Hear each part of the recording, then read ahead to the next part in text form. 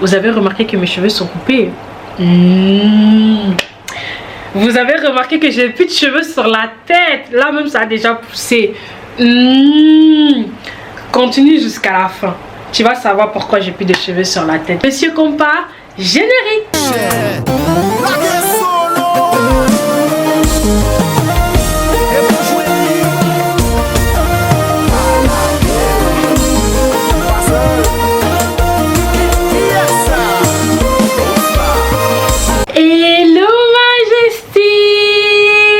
J'espère que vous allez bien. Moi, ça va très bien. Je reviens vers vous pour vous dire que j'ai accouché d'une petite fille.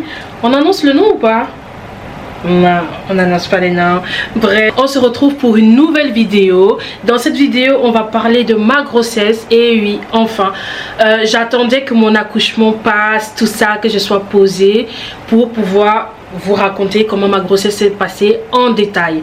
Mais avant de vous raconter les majesties, n'oubliez pas, comme à chaque fois sur cette vidéo, si vous êtes nouveau dans ma chaîne, n'oubliez pas de vous abonner, de liker, de partager, de commenter. Même si vous n'êtes pas nouveau, abonnez-vous, likez, partagez, parce qu'on sait qu'il n'y a pas les nouveaux ici, mais qui ne s'abonnent jamais. Donc abonnez-vous en masse. Et si vous ne me connaissez pas encore, moi c'est Rive Nella sur tous les réseaux sociaux, Instagram, TikTok. Venez sur TikTok d'ailleurs parce que là-bas c'est la fête et là-bas je raconte un peu plus sur ma vie de maman.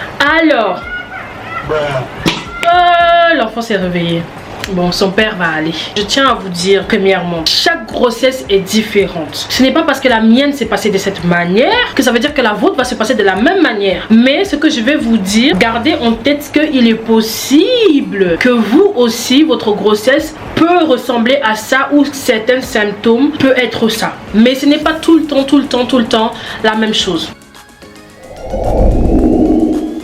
On est parti chez la gynéco, comme je vous ai dit. Arrivé chez la gynéco, elle m'a effectivement dit: oui mademoiselle, vous êtes bien enceinte. En fait, ce qui s'est passé à ce moment-là, et c'est à ce moment-là que la panique générale a commencé, c'est qu'elle m'a dit, je fais beaucoup de tension. Donc elle m'a dit directement que le fait que je fais beaucoup de tension avec une grossesse, ça sera très compliqué. Et elle était même pas sûre que j'aille jusqu'à terme. Donc elle m'a prescrit des médicaments pour réguler ma tension, pour que je puisse aller au moins jusqu'aux 30 semaines. Et après les 30 semaines, si j'accouche pas, on va mettre l'enfant en couveuse ou quoi. Mais c'est ce qu'elle m'a dit. Et moi ça m'a fait paniquer parce que c'était pas la première fois qu'on me disait ça. Comme je vous ai dit, c'est pas la première fois que je tombe enceinte. C'est pas la première fois qu'on me disait ça. Qu'à chaque fois que je tombais enceinte, on me disait: ouais, vous n'allez pas pouvoir garder le bébé jusqu'au bout parce qu'il y a ça qui va pas, il y a ça qui va pas, il y a ça qui va pas. Donc en fait ça m'a fait peur. Et alors les symptômes que j'ai eu dans mon premier trimestre, les symptômes que j'ai eu, j'étais beaucoup fatiguée. Donc il y avait beaucoup de fatigue, il y avait beaucoup de nausées, beaucoup de vomissements, beaucoup de perte d'appétit, vertige. Donc tout ce qui englobe les pertes de tension plus les symptômes de grossesse, moi j'ai eu. Et le fait aussi que je suis anémie, ça a ajouté aussi son lot parce que j'étais en manque de fer et tout. Donc ça aussi, je devais prendre des trucs pour. Mais aujourd'hui, tout va bien. J'étais extrêmement malade, donc je suis partie 2 fois aux urgences. D'ailleurs je suis partie 2 fois aux urgences, dont une fois où je me suis retrouvée hospitalisée. Un des trucs aussi que j'ai ressenti pendant ma grossesse, c'est le dégoût de avoir la nausée pendant la grossesse. Ça dépend de certaines personnes, mais moi c'était à un level tellement extrême, je vomissais énormément et j'ai perdu tellement de poids au début de ma grossesse. C'est pour ça que même le fait que j'ai pris, ça ne s'est pas beaucoup vu parce que j'ai tellement perdu du poids, tellement je vomissais, je tombais dans les pommes, tellement je tombais dans les pommes qu'on a installé une caméra chez nous pour que quand mon chéri il est au travail, il puisse vérifier que j'aille bien. À cause de ça, j'ai dû arrêter le travail. Donc dès le premier mois que je suis tombée enceinte, j'ai dû arrêter le travail. Donc le deuxième et le troisième mois, je travaillais pas, j'étais à la maison. Entre le fait qu'on te dit que ce n'est même pas sûr que tu gardes ton bébé jusqu'à terme, entre le fait où tu es là, tu vomis toutes tes tripes, tu es malade, et je ne sortais même pas du lit. Et quand je sortais, j'étais affalée sur le canapé. Je pouvais pas faire 2 pas sans tomber dans les pommes. Je n'arrivais pas à manger. Et puis quand je mangeais, même je vomissais. J'avais goût à rien. Quand mon gars il mettait des parfums, Je pouvais vomir jusqu'à... Il n'avait pas le droit de mettre des parfums. Il n'avait pas le droit d'utiliser de gel douche. Il n'avait pas le droit d'utiliser des déodorants. Même moi, j'utilisais pas ça en fait. Parce que tout ça là, ça me donnait la nausée. Ça me donnait envie de vomir. Je pouvais pas supporter l'odeur. Ça me dégoûtait. Je pouvais pas. Donc quand il rentrait du taf, même son odeur de transpiration, je pouvais pas. Donc il devait d'abord aller se laver, aller se doucher, puis venir me dire bonjour. Tellement j'étais faible que je n'arrivais ni à faire à manger, ni à ranger la maison, ni à me laver moi-même. Pour me laver, je devais m'asseoir sur un tabouret dans la douche. Sinon, je tombais dans les pommes. Mon chéri il s'est dit, bon, allez, comme elle est malade et tout, je vais lui faire ses plats préférés. Poisson braisé, les Camerounais, vous savez. Les Camerounais, vous savez, poisson braisé, il m'a fait. J'ai pas mangé. Bouillon de poisson, il m'a fait. J'ai pas mangé. DGO, on m'a fait. J'ai pas mangé. Héros, on m'a fait. Les gars, j'ai pas mangé. Les seules choses que je pouvais manger, le gingembre, le piment pour atténuer les nausées et la salive. Mon chéri me donnait des cadeaux tous les mois. Il a commencé, il n'a pas terminé. Donc, dans cette vidéo-là, monsieur, je tire tes oreilles. Dans cette vidéo, il faut terminer mes cadeaux de grossesse. Oh. Tu ne peux pas commencer et tu t'arrêtes. Tu dois terminer mes cadeaux de grossesse.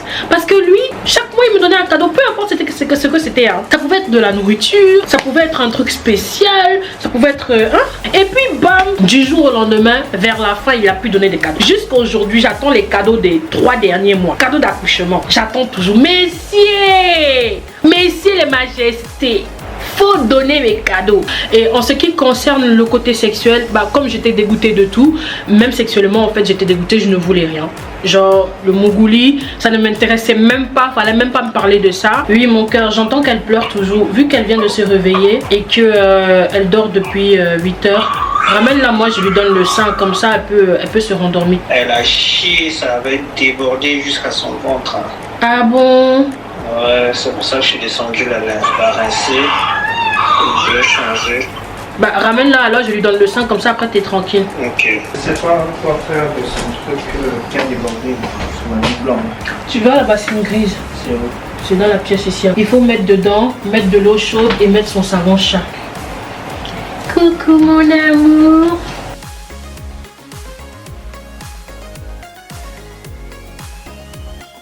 Donc on reprend une petite pause parce que oui, maintenant votre go est maman, donc dans une vidéo je peux faire au moins 2 allaitements si elle ne dort pas.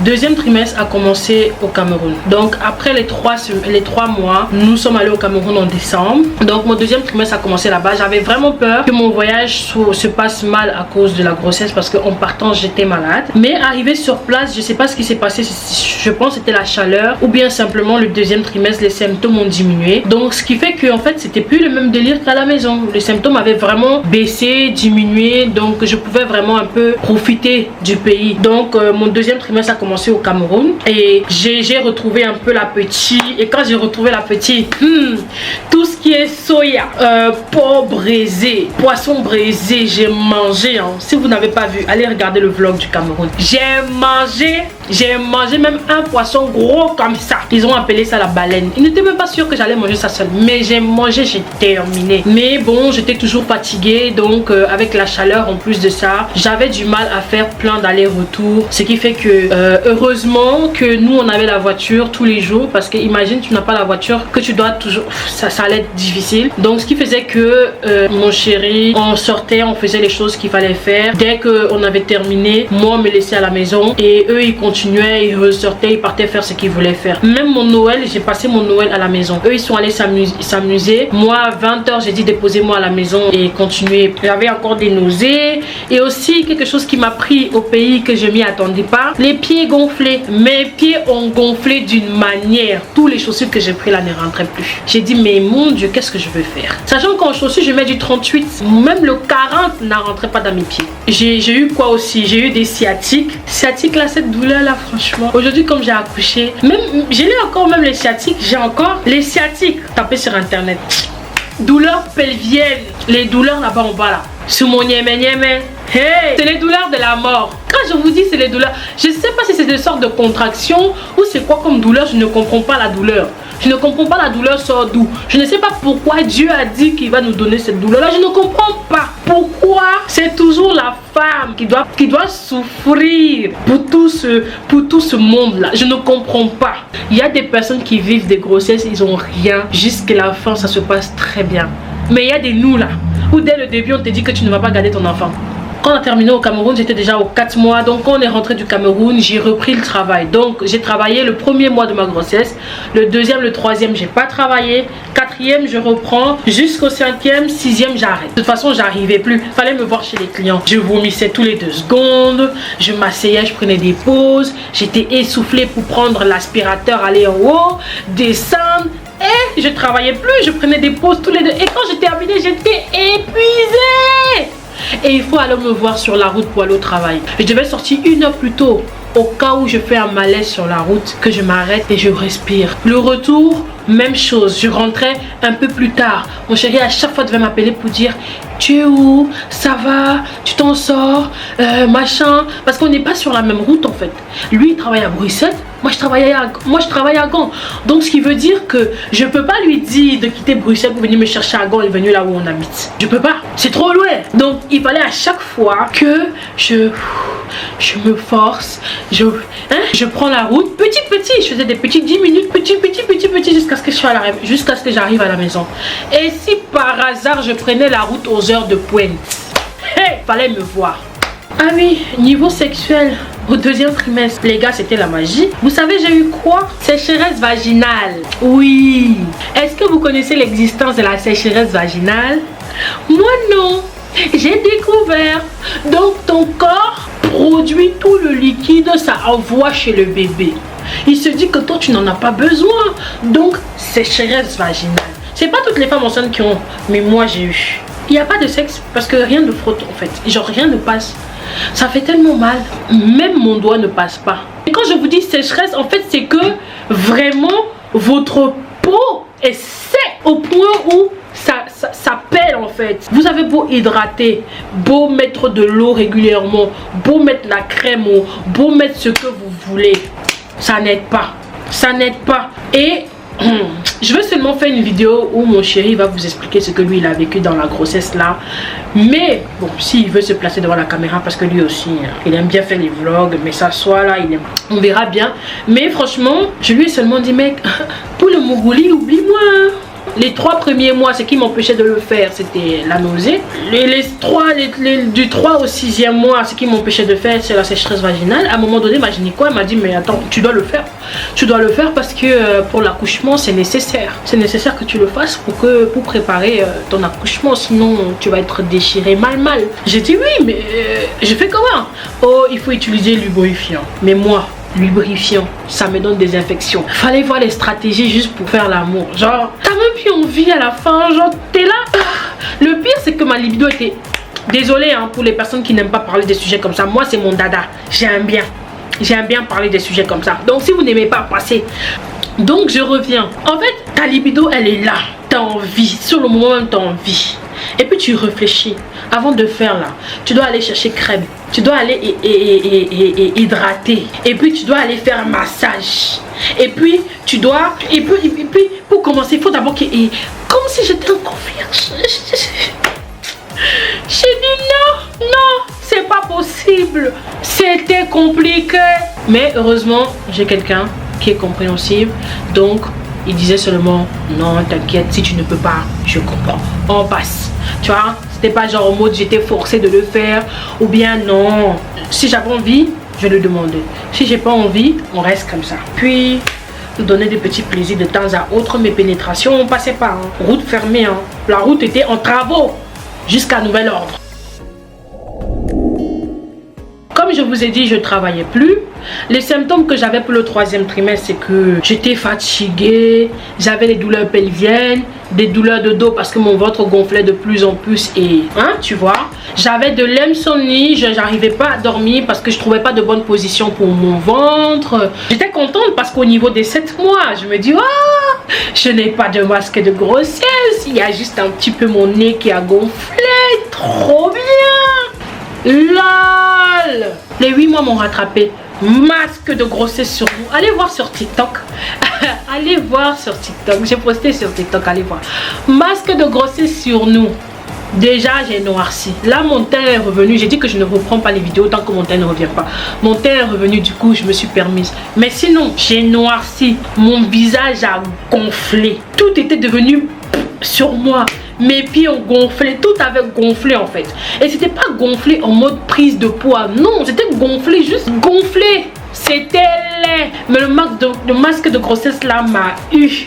Et comme si ça suffisait pas, je m'étais coiffée quand le jour de l'accouchement approchait. Oh, attendez, je vous raconte.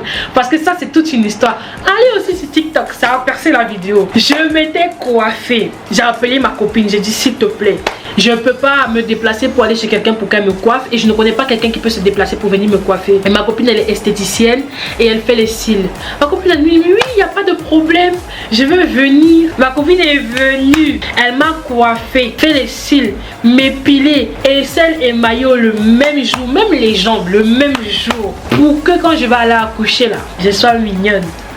J'ai snappé le premier jour. Je me suis maquillée. J'étais en mode Bomboucla, maman. Hey, grossesse n'est pas amie de quelqu'un. Les gars, le lendemain, vous savez déjà, vous YouTube, vous savez, parce que TikTok, comme c'est un nouveau compte, je suis allergique à certains mèches. J'ai déjà parlé de ça ici. Mais là, ça faisait longtemps que je n'avais pas mis de mèches sur ma tête. En Afrique, quand on a mis les mèches sur ma tête, ça m'a pas gratté. Ça ne m'a pas gratté. C'est pour vous dire la différence des mèches d'ici et ceux d'Afrique.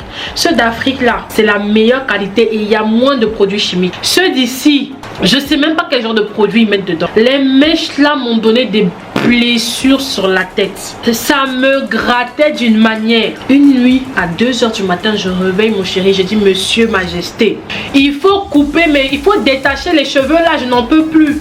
Détache-moi les cheveux là. Sauf que c'était un jour où lui il était fatigué. On avait fait beaucoup de choses la veille, il était KO. Donc il me dit, j'ai dit, mais viens détacher mes cheveux. Je vais vous mettre une vidéo des cheveux là même. Oh, il m'a dit, oh laisse-moi, je dors. J'ai dit ok. Je suis descendue moi-même. J'ai voulu détacher, j'ai commencé d'abord par couper les perles. J'ai voulu détacher les cheveux en question. Mais le temps que ça prenait pour détacher et le temps que ça me grattait, je n'avais pas la patience. J'ai mis l'eau chaude sur ma tête. J'ai mis gants, j'ai mis les glaçons, j'ai mis pommade, j'ai mis huile. Ça n'allait pas mieux en fait. J'ai pris la tondeuse, j'ai rasé les tresses directement. Non, c'était trop pour moi. Même chose pour les cils. J'ai arraché un à un. Je ne pouvais pas. C'était trop pour moi. J'ai rasé les tresses directement. Quand j'ai fini là, j'ai lavé ma tête. J'ai versé l'alcool sur ma tête. Ça piquait. J'ai filmé ma tête, il y avait les blessures. Tellement j'ai gratté. Il y avait les blessures. J'ai mis serviette chaude. Je suis allée me coucher. Le lendemain matin, la monsieur s'est réveillée. Je dis, tu n'as pas vu quelque chose qui a changé 6 mois? Il me dit, quoi? Je dis, regarde-moi bien. Il me dit, quoi? Je dis, regarde-moi bien. Tu n'as pas vu quelque chose qui a changé? Quand je dis que j'ai rasé, là, j'ai rasé à ras. Hein. Ça, là, ça a déjà repoussé. Hein. Ça, c'est la repousse de 2 mois. Et puis, il regarde, il fait, oh, tu as coupé tes cheveux. Je dis, oui. Il me dit, mais pourquoi? Je l'explique. Je voulais que tu m'aides à détacher. Tu n'as pas voulu m'aider à détacher. Moi, je suis descendue. C'était trop pour moi. J'ai rasé. Le gars, pendant 30 minutes, il a tourné sa tête, il m'a boudé pendant 30 minutes à cause de cheveux. Cheveux qui repoussent. Je dis, mais attends, mais je t'avais déjà prévenu que j'étais comme ça. Il m'a dit, oui, mais je ne m'attendais pas. Tu m'as dit, mais je ne pensais pas que tu étais capable. Mais bon, après finalement là son boudage est fini. Et puis j'avais mal rasé. Donc lui-même est venu encore, il a pris la tondeuse, il a bien rasé. Parce qu'il y avait des endroits, il y avait des cheveux, des endroits, il n'y avait pas de cheveux. Donc il a bien rasé, on a encore remis de l'alcool dessus. Il a fait les massages de crâne parce que j'avais vraiment trop mal. Et pendant 1 semaine, le temps que ça cicatrise, j'avais encore mal. Maintenant ça va mieux, j'ai plus de problème, ça va mieux. Donc voilà pour mes cheveux. Donc 3e trimestre là, masque de grossesse plus cheveux partis. Imaginez. J'ai commencé aussi à avoir des pertes de mémoire pour les symptômes. Je sais pas pourquoi ça existe ça. Franchement, on dit que la grossesse c'est pas une maladie, mais on va pas se mentir que la grossesse c'est un combo de plusieurs maladies.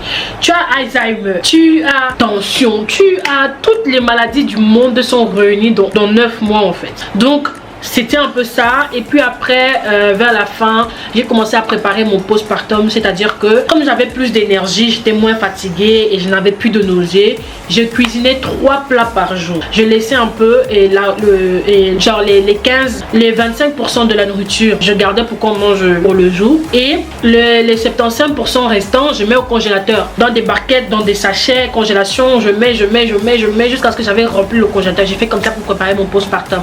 À côté de ça, je faisais aussi des exercices pour préparer l'accouchement et tout. Et sachant que je suis née le 13 juin, ma fille devait arriver le 12 juin, normalement. Elle devait arriver le 12 juin.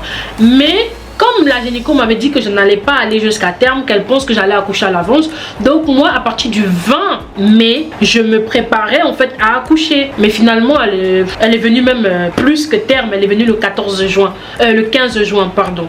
Donc tout ce que je ne voulais pas, c'est que ma fille vienne le jour de mon anniversaire. Je ne voulais pas. Vers la fin de la grossesse et tout, 8 mois, mon chéri m'a offert un voyage en Croatie, le vlog qui est déjà sorti. Si vous n'avez pas encore regardé, allez regarder.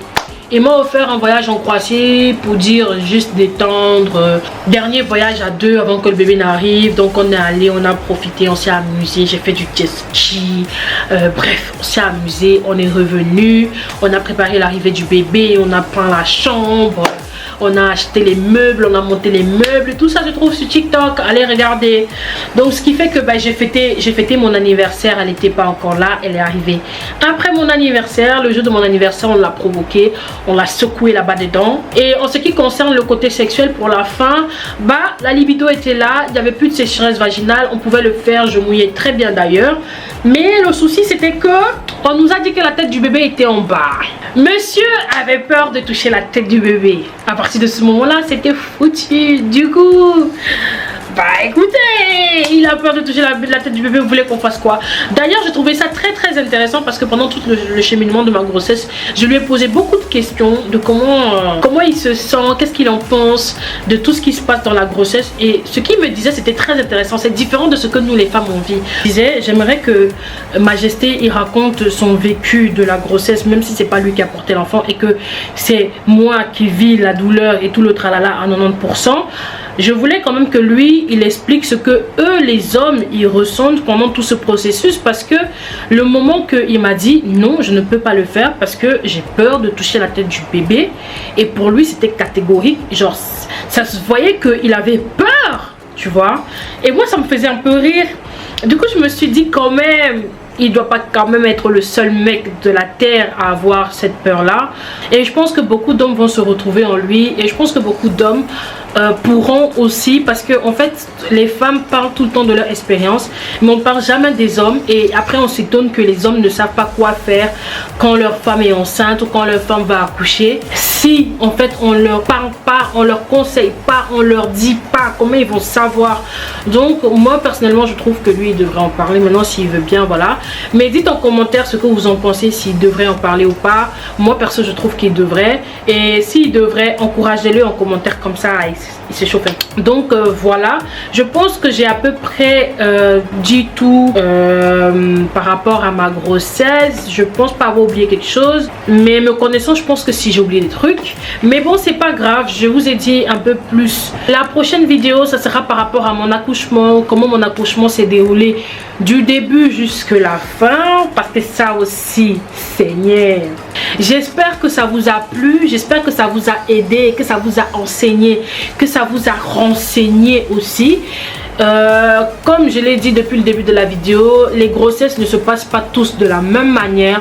Donc ne pensez pas que comme la mienne s'est passée de cette manière là, la vôtre va se passer aussi pareil. Donc voilà, chaque grossesse est différente. Même moi là, c'est la première grossesse que je pars jusqu'à terme, plus que terme même. Et je suis pas sûre que la prochaine grossesse ce sera la même chose. Donc je vais pas me fier à ma première grossesse, mais au moins j'ai déjà un aperçu de ce que c'est une grossesse à risque, une grossesse compliquée. Les majestés, on arrive à la fin de cette vidéo. N'oubliez pas de vous abonner, de liker, de partager, de commenter, d'activer la cloche de notification pour être au courant des prochaines vidéos que je vais poster. Pour les nouveaux, franchement merci de vous abonner à ma chaîne. Vous allez voir ici, on est des rois et des reines avec une petite princesse qui vient d'arriver. Donc nous, ici c'est la cour royale. Si tu es ici avec nous, tu es un roi ou tu es une reine. En tout cas, moi je vous fais de gros bisous et je vous dis à la prochaine pour des nouvelles vidéos.